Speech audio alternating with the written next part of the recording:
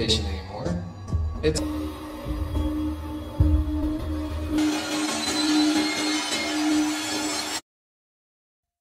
Veronica West, seorang psikiater, menyadari bahwa salah seorang pasiennya yang dia rawat, bertekad untuk menghancurkan hidupnya, setelah dia diserang oleh penyerang misterius.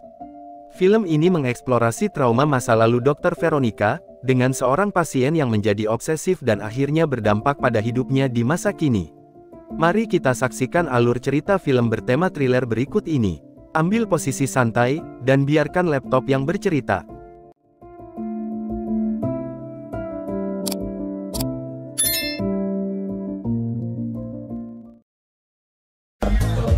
thanks. Annalisa. Let's go. Di awal film, terlihat seorang wanita bernama Veronica, seorang dokter kejiwaan, sedang asyik berdiskusi tentang olahraga, dengan pacarnya yang bernama Jackson, yang berprofesi sebagai pengajar di sebuah sekolah menengah atas. Terlihat mereka saling melempar buah, dan bercanda, hingga akhirnya bercelepot ria di atas meja dapur. Setelah bertempur, terlihat Jackson yang menyampaikan keinginannya untuk segera menikahi Veronica. Namun, Veronica menolaknya, karena ingin tetap menjaga penampilannya agar tetap hot, sebagai dokter yang sedang naik daun. Diketahui, Veronica ini adalah seorang psikolog terkemuka, dan baru saja meluncurkan sebuah buku, dan saat ini sedang pada tahap promosi. Di kantornya, Doi memiliki asisten bernama Nancy, yang juga bercita-cita menjadi dokter seperti Veronica. Veronica memiliki pasien bernama David, yang usianya lebih muda daripada Veronica. Dia diketahui menaruh hati kepada dokter muda itu. I really feel like I've turned the corner. Okay. See you next week. Yeah. Suatu hari, Veronica bertemu dengan mentornya, Dr. Summers, dan memberikannya sebuah buku sebagai ucapan terima kasih. Buku yang berjudul Lives Power Within itu, didedikasikannya untuk mentornya ini, yang telah berjasa besar dalam karirnya, hingga mampu mendirikan kantor sendiri. Summers terkesan, dan bersyukur karena Veronica masih mengingat jasa-jasanya. Namun, pertemuan itu ternyata untuk memberi tahu Veronica, jika dia baru saja di PHK.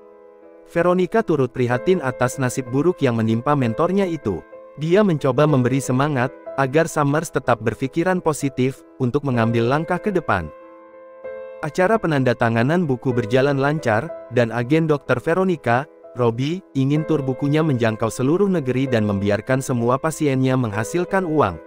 Saat itu, seorang gadis pemalu bernama Brianna, meminta tanda tangan, dan membuat janji temu dengan Veronica. BRIA, schedule an appointment. I'm in trouble sleeping. We can set up a time. Thank you so much. Saat bersamaan, David muncul. Karena merasa sebagai member VIP, dia memotong antrean untuk meminta tanda tangan Veronica.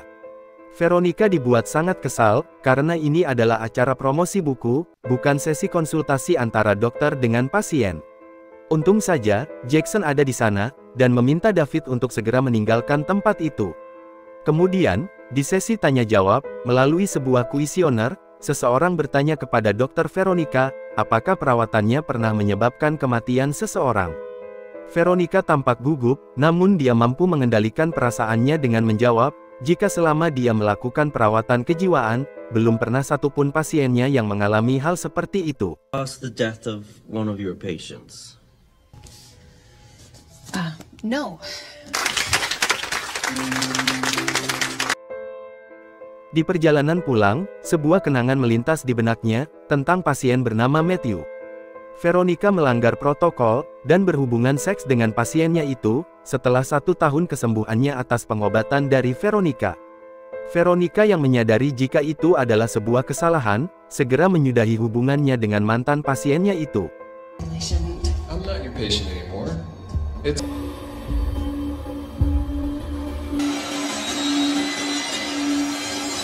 Namun, Matthew yang terlanjur cinta, menjadi sangat frustasi. Hingga di suatu malam, dia mengemudikan mobilnya dalam keadaan mabuk, sehingga menyebabkan kecelakaan yang merenggut nyawanya. Ketika sampai di rumah, Veronica tiba-tiba diserang dari belakang. Saat tersadar, Veronica merasakan luka di kepala, dan sebuah kertas yang disumbatkan ke mulutnya. Kertas itu berisi tulisan, "Jika Anda ingin sembuh, Anda harus mengatakan yang sebenarnya." Kejadian itu tidak diberitahu oleh Veronica kepada siapapun, termasuk Jackson. Keesokan harinya, Brianna datang untuk janji temu yang telah disepakati sebelumnya. Saat itu, Brianna setuju, jika setiap pernyataannya direkam oleh Veronica. Brianna datang dengan keluhan, bahwa dia selalu mengalami mimpi buruk yang berulang-ulang setiap malam. Ternyata, Veronica sesekali menangani pasiennya dengan cara hipnotis. Mengetahui itu, Brianna menjadi kesal, dan memilih untuk kabur. Namun akhirnya, Veronica berhasil meyakinkan Brianna untuk mencobanya di lain waktu. I don't want to be hypnotized.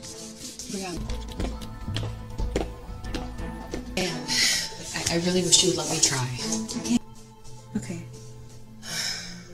Hal-hal aneh mulai mengganggu kehidupan Veronica. Suatu malam, dia melihat pesan romantis masuk ke ponsel Jackson. Meskipun Jackson telah menjelaskan jika itu hanyalah pesan dari pengirim yang usil, namun hal itu tetap saja membuat Veronica menjadi cemburu. Beberapa hari kemudian, Brianna kembali datang. Hari itu dia setuju untuk menjalani sesi hipnotis. Di alam bawah sadarnya, Brianna menceritakan jika dia berlari di malam hari, untuk mengejar sesuatu. Namun, tiba-tiba Brianna tersadar, dan meminta untuk menyudahi sesi itu.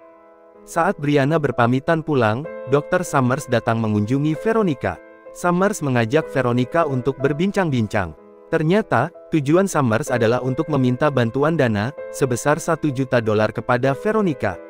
Sebagai mentor, Summers yang pengangguran merasa berhak atas keberhasilan Veronica, serta buku Veronica yang sedang promosi, yang berisi berbagai gagasan darinya. Jumlah itu sungguh terlalu besar untuk Veronica, yang baru saja merintis. Dia tidak mampu menyanggupi permintaan Summers, dan malah menawarkan untuk bekerja sama di kantornya. Dengan perasaan kecewa, Summers meninggalkan tempat itu. Talk about this. Your entire practice is... I'm grateful.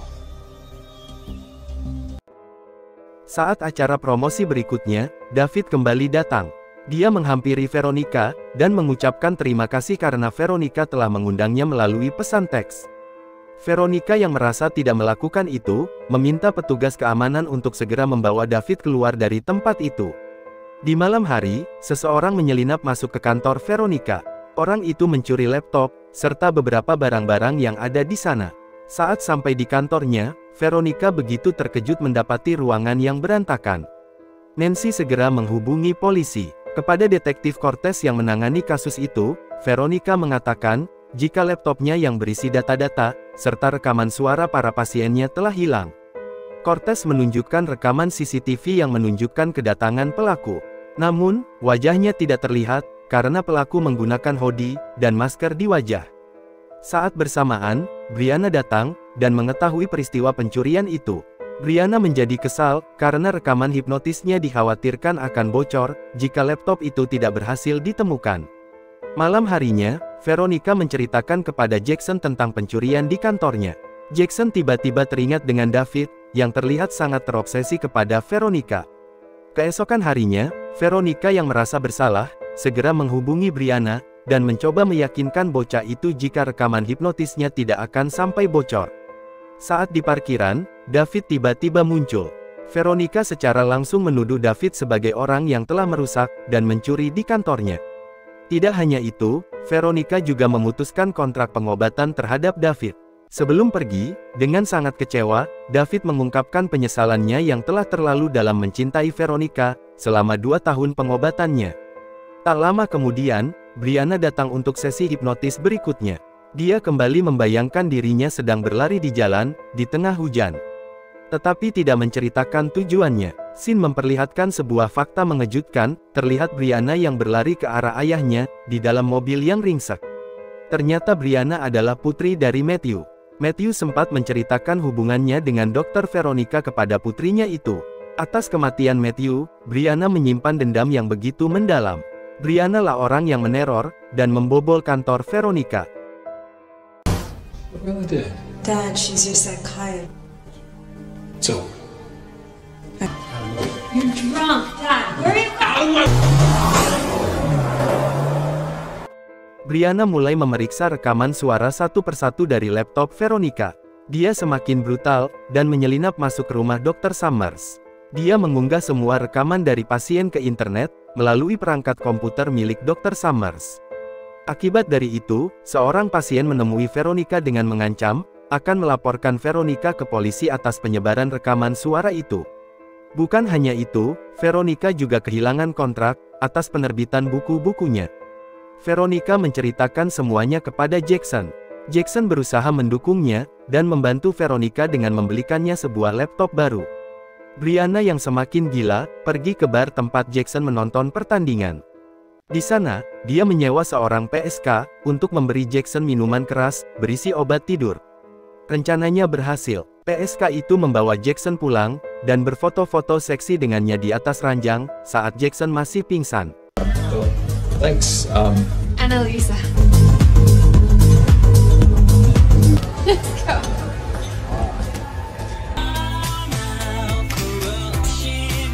Keesokannya, foto-foto itu dikirim melalui pos ke rumah Veronica.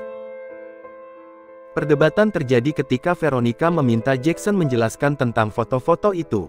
Meski telah menjelaskan jika itu hanyalah perbuatan usil temannya, Veronica yang sedang labil, memutuskan untuk menyudahi hubungannya bersama Jackson. Masalah semakin bertambah, ketika Nancy mengajukan diri untuk resign dari kantor Veronica. The whole reason I wanted to get my psych degree in the first place. I can't work here anymore. Keesokan harinya, Detektif Cortez memberitahu Veronica, bahwa berkas-berkas itu diunggah ke internet dari alamat IP address rumah Dr. Summers. Mendengar itu, Veronica segera meluncur ke rumah Summers. Di sana, mantan mentornya itu menyangkal semuanya. Namun Veronica mengkaitkan kejadian ini dengan penolakan pinjaman uang, yang diajukan oleh Summers beberapa hari lalu. Brianna semakin lihai dalam menjalankan aksinya. Menggunakan buku catatan bertuliskan kantor Veronica, dia mengirimi David sebuah surat, yang berisikan ajakan kencan dari Veronica.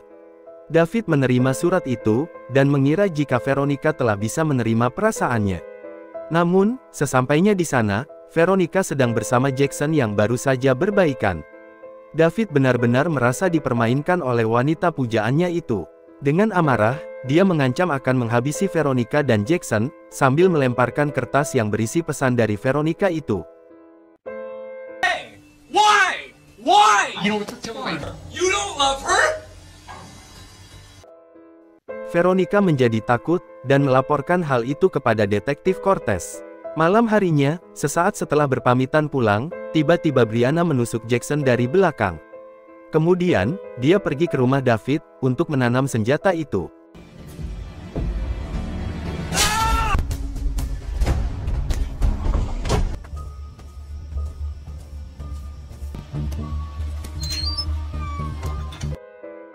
Jackson selamat, tetapi dalam kondisi buruk, dan David ditangkap atas serangan itu. Namun, Veronica tidak yakin 100% jika itu adalah perbuatan David. Veronica kemudian teringat pada kertas yang dibuang David di rumahnya saat itu. Dia merasa jika David telah dijebak oleh seseorang. Veronica kemudian mencocokkan tulisan tangan itu, dengan formulir penerimaan calon pasiennya. You need to leave right now.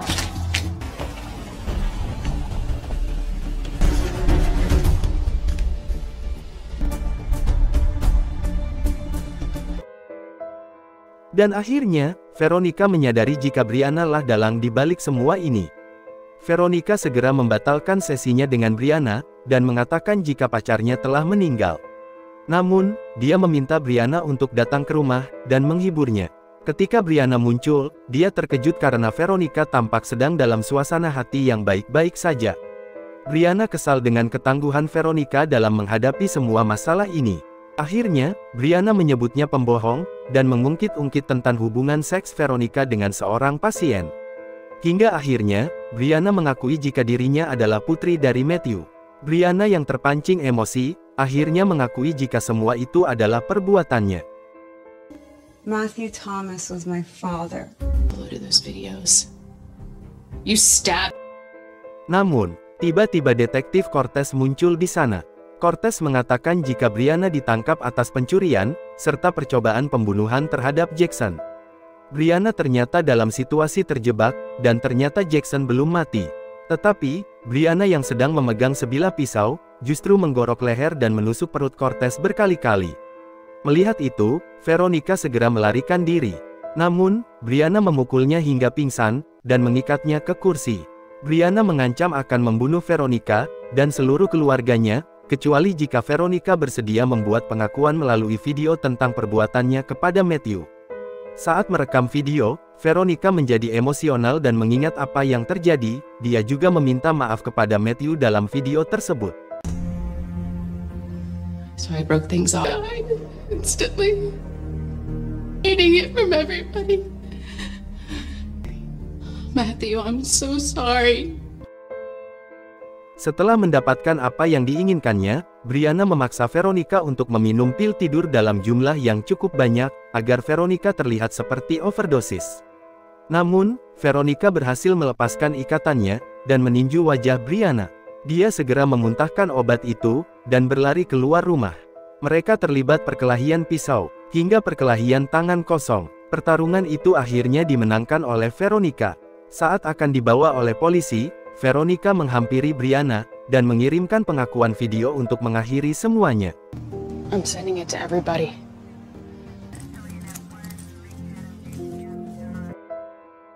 Enam bulan kemudian, terlihat Dr. Summers dan Veronica bekerja sama membangun kantor mereka kembali. Veronica juga menyumbangkan seluruh hasil penjualan buku-bukunya untuk keluarga detektif Cortez, yang telah menjadi korban karena menyelamatkan nyawanya. Film pun ditutup dengan Veronica yang menerima lamaran dari Jackson. Why not? Terima kasih telah menonton. Jangan lupa tinggalkan like, dan tekan tombol subscribe.